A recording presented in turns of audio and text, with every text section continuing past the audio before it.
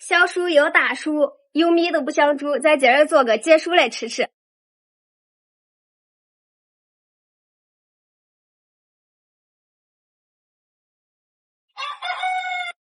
这豆角再不吃都老了，赶紧摘。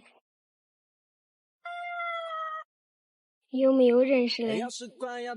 皮夹叉后面口袋，黑红的眼睛我记清楚，来变成分仿佛他不在乎，我却相互有点无助，他的样子传刚速度的奔赴，他烤肉竟然会自带水壶，写信时用江湖走几路，一不注意就装出我不想。最后淋上芝麻香油，一勺辣椒油。我也要笨，我也不能让你再走寻常路。我决定下手你的认真，让你的世上不能，别说你不能。